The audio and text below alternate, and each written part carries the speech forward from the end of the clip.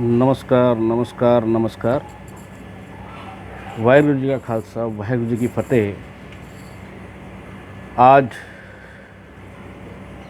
Lockdown हुए लगभग हमारे को 1.5 महीने से ऊपर हो रहा है और आर्थिक स्थिति हमारी विहीन हो रही है। हमारे दिल्ली सरकार के, मैं जीएस हैरी बोल रहा हूँ, और जीएस हैरी एक अपनी छोटी सी एकेडमी चलाता है। पिछले 20 वर्ष से दिल्ली के अंदर जगह जगह हमने नई नई एकेडमी बनाकर शिफ्ट करते करते अपने आप को साकार किया था। मैं आपको इतना बताना मांगता हूँ कि सबसे पहले मैं एक फार्मास्यूटिकल लाइन का आदमी हूँ। मैंने सन 1985 में 84-85 में फार्मेसी की कर रखी है, उसका लाइसेंस भी है। मैंने 20 साल मेडिकल शॉप भी किया था। उसके बाद फिर मैं क्रिकेट में आ गया। उससे पहले मेरी कहीं 87 में ईएसए में नौकरी ज़रूर लगी थी, पर किसी कारण से मैं नहीं अटेंड कर पाया क्योंकि मैं दुकान खोल चुका था, शॉपकीपर बन चुका था मेडिकल लाइन का। उसके बाद मैंने क्रिकेट की लाइन को पकड़ा क्योंकि मैं क्रिकेटर भी था पुराना एक, तो क्रिकेट में मैं प्रफुल्लित हुआ और आप पूरे 20 वर्ष क्रिकेट में हुए।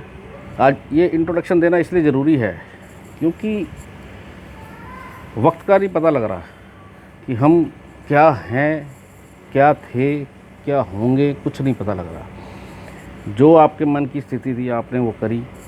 उसी प्रकार से मैं केजरीवाल जो हमारे दिल्ली के मुख्यमंत्री हैं, लगातार तीसरी बार जीते हैं, और मैं भी कहूँ तो सभी मंत्रियों का एक थोड़ा सा सबका मैं अभिनंदन करता हूँ क्या किसी सरकार से ताल्लुकात रखते हों, क्योंकि हमारी एक अपनी अलग छवि होती है। हम हर क्षेत्र के हर तबके के लोगों के बच्चों को क्रिकेट सिखाते हैं, और जिस तरह से हमें सोचना पड़ता है कि हम किस दिशा में जाएं, इसलिए नॉर्मल न्यूट्रल रह के हमें अपना जीवन व्यतीत करना पड़ता है। पर फिर भी जब आप एक अच्छा कार्य कर रहे हैं, केजरीवाल सरकार ने जब से आई है तब से पिछले 5 वर्षों में और अगले 5 वर्षों में उन्होंने जो सोचा था उसे थोड़ा सा पूर्ण करने की कोशिश की। मैं आज आपको ये वीडियो भेज रहा हूँ, ये आपको ध्यानपूर्वक सुनना पड़ेगा और चाहिए भी, क्योंकि आपने क्वेश्चन किया है आम जनता से, और आम जनता के निवासी हैं जीएस हैरी भी। तो उन्होंने क्वेश्चन आपका है कि लॉकडाउन कितना खोलना चाहिए, कितना नहीं खोलना चाहिए। अब केजरीवाल सरकार जी को ले लीजिए, केजरीवाल जी को ले लीजिए, पहले क्या थे, उसके बाद अन्ना जी के साथ जुड़े, अन्ना जी के बाद आईएएस अफसर हैं। आफ्टर देन उन्होंने अपनी एक नई पार्टी बनाई, पार्टी के बाद आगे सीएम बने। सीएम से आगे क्या बनना है ये उनके अपने ऊपर निर्भर करता है। तो ये इनको भी नहीं पता कि हमने क्या से क्या करना था, या पूरा दृढ़ निश्चय था या नहीं था, फोकस क्या था। ये सब चीज़ें कभी कभी अचानक हो जाती हैं। तो इस तरह से उन्होंने आते ही अपने वातावरण को, अपने माहौल को, अपने देशवासियों के, अपने दिल्ली निवासियों के लिए काफ़ी अच्छा योगदान दिया। लास्ट में जब ये 5 साल का पहला सरकार चली, उसके अंदर सत्येंद्र जैन जी हमारे पड़ोसी हैं, सरस्वती विहार से मैं बोल रहा हूँ, और सत्येंद्र जैन जी के साथ मेरे बहुत अच्छे संबंध भी हैं। ऐसा नहीं किसी के साथ ही, सबके, क्योंकि मैंने 2012 में मैंने भी एक निगम पार्षद का निर्दलीय वो इलेक्शन लड़ा है अपने कोहाट वार्ड से। तो इसलिए कुछ परिचित लोगों से मैं मिलता हूँ, कभी कभी मन में आ जाता है। ये सब चीज़ें हमने करी। तो इसी तरह केजरीवाल सरकार जब बन गए सीएम, तो उन्होंने जो बहुत महत्वपूर्ण मुद्दों पे कई कुछ उन्होंने लोगों का भला करना चाहा, जैसे बिजली फ्री करा,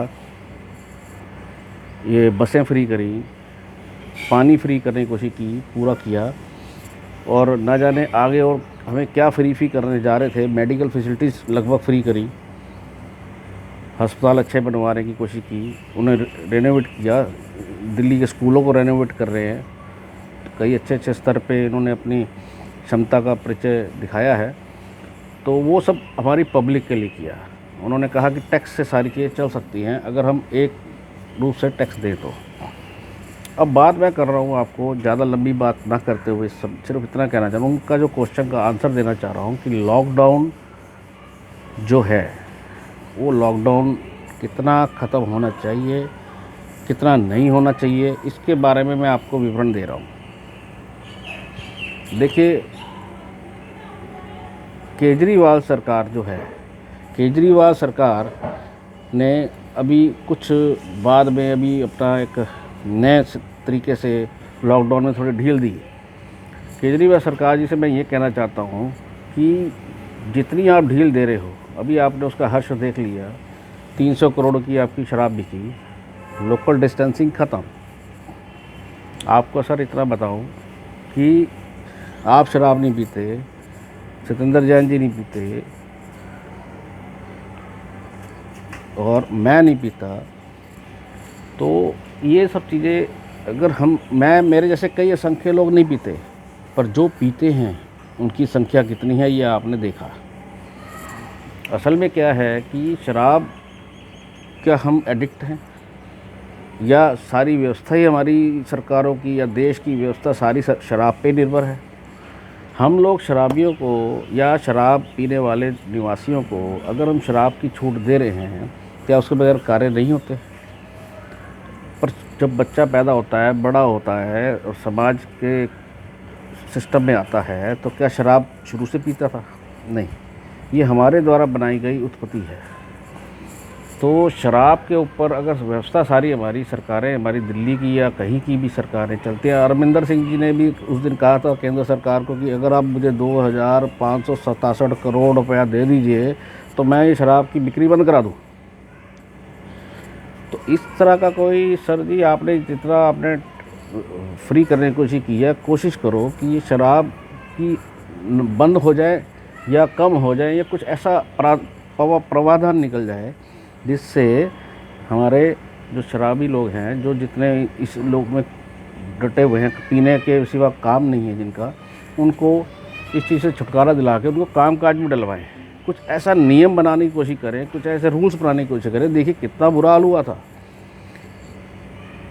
मैं एक बात मानता हूँ कि आप सोशल डिस्टेंसिंग की बात करते हो, जो आदमी शराब पीकर सड़कों पर लुढ़का पड़ता है, लेटा रहता है, चाहे गरीब हो चाहे अमीर हो, जिसे अपने सुध बुध खो जाता है, उसको उठाकर घर तक ले जाने के लिए प्रॉब्लम पर क्रिएट हो रही है कि वो घर कैसे जाए। क्यों? पहले तो उठा के ले जाते थे, रिक्शे वाले पे बैठाया चले गए, दूसरे में। अब कोई ट्रांसपोर्ट नहीं चल रहा, आपका कोई हेल्प करने को तैयार नहीं, क्योंकि कोरोना बीमारी आ चुकी है। तो इस तरह से ये सब चीज़ें जो है देखते हुए बड़ा दुख लगता है कि इतना एडिक्ट हो जाना कि फिर वही शराबी ने अपने आप को थोड़ा बदला है। पीने वाला आज भी वही पी रहा है। मैंने पीछे भी देखा है, शराब की बोतलें आप पार्कों में देख लो, पार्क आपने बंद करा दिए, चारों तरफ सोसाइटी से बंद करा दिए, वहाँ डिस्टेंसिंग पैदा कर दी। घर में आप अंदर हो जाओ। ये बीमारी का मुख्य कारण ये है कि सोशल डिस्टेंसिंग, मास्क। पर जो शराब है वो, उसके ऊपर मैं मुद्दा इसलिए ले रहा हूँ कि इससे पूरी सरकार कह रही थी कि अर्थव्यवस्था हमारी इससे चलती है, कितने % इससे चलती है। कल प्रधानमंत्री जी ने, हमारे पूजनीय नरेंद्र मोदी जी ने जिस तरह से 20 लाख करोड़ रुपए की सहायता की राशि देने की घोषणा की है, वो मध्यम परिवार, गरीब परिवार, उनके लिए बिजनेस की और लोकल आइटम्स के ऊपर उन्होंने अपना ब्रांड बनाने की जो बातें कही हैं, वो हम लोग शुरू से ही देखते आ रहे हैं। पहले हम लोकल पे ही जी रहे थे। उन्होंने भी कल कहा कि पहले जो इंटरनेशनल लेवल की जो मार्केटिंग हुई है, जो कुछ हुआ है, वो पहले लोकल ही थी, लोकल से इंटरनेशनल पहुँचे हैं। तो हम लोग भी अपने हिसाब से लोकल से